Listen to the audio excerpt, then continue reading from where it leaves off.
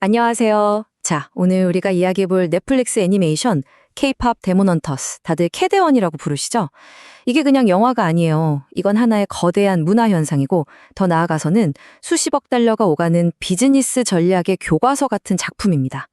어떻게 애니메이션 하나가 글로벌 프랜차이즈의 판도를 완전히 바꾸고 있는지 오늘 그 비밀을 속 시원하게 파헤쳐 보겠습니다. 시작하기 전에 K컬처 타임즈 채널 구독, 알람 설정, 좋아요 꼭 부탁드립니다. 여러분 채널 성장을 도와주세요. 자, 그럼 오늘 이야기 시작해볼까요? 넷플릭스의 공동 CEO가 투자자들 앞에서 딱 이렇게 말했습니다. 캐데헌은 우리의 다음 글로벌 프랜차이즈다. 이게 그냥 우리 영화 재밌어요 하는 수준의 칭찬이 아니었어요. 이건 사실상 디즈니와 마블의 아성에 도전장을 내미는 거대한 전쟁의 시작을 알리는 선전포고나 다름없었죠. 그리고 그 선언 뒤에는 이 숫자가 있었습니다. 3억 2,500만. 이게 뭐냐면 공개된 지 딱 91일 만에 캐데헌이 기록한 조회수입니다. 넷플릭스 역사상 그 어떤 영화나 시리즈보다도 빠른 속도로 모든 기록을 그냥 다 갈아치워버린 그야말로 괴물 같은 성공이었던 거죠. 그런데 말이죠. 이 성공은 단순히 넷플릭스 앱 안의 숫자로만 끝난 게 아니었습니다. 이게 스크린 밖으로 터져나와서 하나의 거대한 문화 이벤트가 됐거든요. 도대체 어떻게 이 애니메이션 하나가 이렇게 전 세계를 집어삼킬 수 있었을까요? 자, 이 타임라인 한번 보세요. 이건 거의 세계 정복기 수준입니다. 6월에 공개되자마자 한 달도 안 돼서 30개가 넘는 나라에서 1위를 싹쓸이하더니 여름에는 영화 음악으로 빌보드 차트 꼭대기에 오르고 심지어 10월에는 미국 전역의 헬로윈 코스튬 순위까지 장악해버렸습니다. 이건 더 이상 영화가 아니에요. 하나의 신드롬이 된 거죠.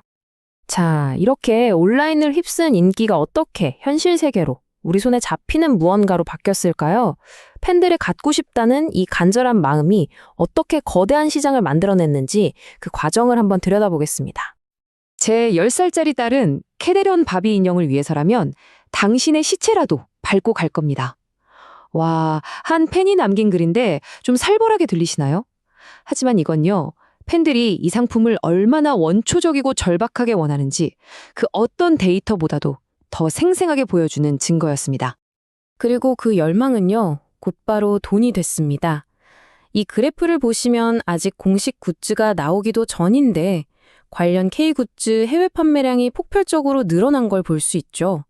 거래 건수는 무려 78%, 거래액은 56%나 급증했어요.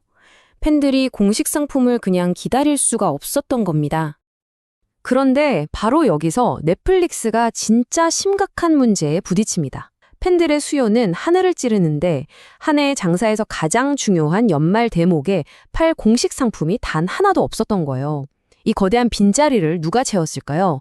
네, 바로 위조 상품, 우리가 흔히 말하는 짝퉁들이었습니다. 빅발치는 팬들의 아우성, 넷플릭스는 이 위기를 어떻게 뚫고 나갔을까요? 여기서 정말 아무도 상상하지 못했던 업계의 모든 상식을 완전히 뒤엎어버리는 파격적인 카드를 꺼내듭니다. 그 핵심 전략이 바로 공동 마스터 토이 라이센스라는 건데요.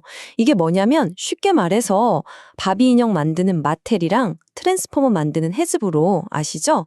수십 년간 서로 못 잡아먹어서 안달이던 두 라이벌한테 사상 최초로 하나의 IP, 즉 지식재산권을 나눠주면서 자, 너네 둘이 같이 만들어봐 이렇게 판을 짠 겁니다. 와, 이건 진짜 완구 업계의 역사를 새로 쓴 사건이었죠. 넷플릭스가 오징어 게임 때 얼마나 뼈아픈 교훈을 얻었는지 이 표 하나로 딱 설명이 됩니다.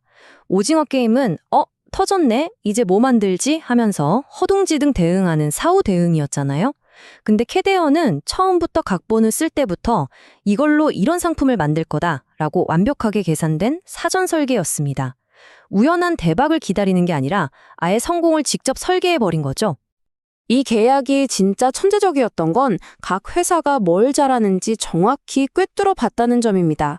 인형과 피규어 분야의 끝판왕인 마텔, 그리고 게임과 봉제인형의 제왕인 해즈브로 각자 제일 잘하는 걸 만들게 해서 시장 전체를 빈틈없이 완벽하게 장악하는 양동작전을 펼친 겁니다. 자, 이제부터가 진짜 비즈니스 이야기입니다.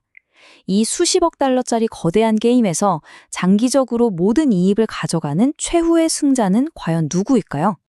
이 계약 구조에 모든 답이 담겨 있습니다. 제작사인 소니는 어땠나요? 제작비 받고 약 20% 안전한 수익을 택했어요. 리스크는 없지만 미래의 대박 가능성은 다 포기한 거죠. 반면에 넷플릭스는요? 그 권리를 몽땅 사들여서 장난감, 게임, 속편에서 나올 어마어마한 수익을 독차지하는 장기적 지배권을 확보했습니다. 이건 뭐 단기적인 안정과 장기적인 제국을 맞바꾼 셈이죠. 근데 캐대헌의 사례는 더 큰 현실을 우리에게 보여줍니다. 이 그래프는 전 세계 IP 라이센스 시장의 냉혹한 현실이거든요. 보시다시피 미국과 일본이 시장을 거의 다 장악하고 있죠. 그런데 이 상위 50개 기업 리스트에 한국 기업은 단 한 곳도 없습니다. 0이에요, 0. 이게 뭘 의미하겠어요? 캐대헌처럼 문화는 한국에서 만들지만 그걸로 생기는 막대한 돈은 결국 해외 플랫폼이 다 가져가는 구조적 문제를 너무나 적나라하게 보여주는 겁니다. 그렇다면 이 K대헌 사례는 우리 K 콘텐츠 산업 전체에 어떤 질문을 던지고 있는 걸까요? 이제는 문화적인 성공을 넘어서 경제적인 주권을 이야기해야 할 시간입니다. 코트라 보고서에 있는 이 한 문장이 지금 우리의 현실을 정말 정확하게 꿰뚫고 있습니다. 문화적 기반은 한국이지만 실질적인 경제적 수익은 글로벌 플랫폼이 가져간다. 자, 그럼 우리는 어떻게 이 엄청난 문화적 힘을 진짜 우리를 위한 경제적인 부로 바꿔낼 수 있을까요? 캐대헌의 성공은 우리에게 아주 명확한 실행 지침을 줍니다. 이제 시나리오를 쓸 때부터 이걸로 어떤 굿즈를 만들까? 이걸 함께 고민해야 하고요. 팬들이 그냥 보고 끝나는 게 아니라 직접 뛰어놀 수 있는 판을 깔아줘야 합니다. 그리고 처음부터 글로벌 파트너를 찾아야죠. 무엇보다 가장 중요한 것. 모든 이야기의 핵심 자산인 IP는 무슨 일이 있어도 반드시 우리 손에 쥐고 있어야 한다는 사실입니다. K대원은 우리 K콘텐츠의 눈부신 현재와 동시에 우리가 풀어야 할 미래 숙제를 동시에 보여주었습니다. 앞으로도 K콘텐츠는 계속해서 더 멋지게 세계를 정복해 나갈 겁니다. 질문은 바로 이것입니다. 그 승리의 잔치에서 진짜 주인은 과연 누가 될 것인가?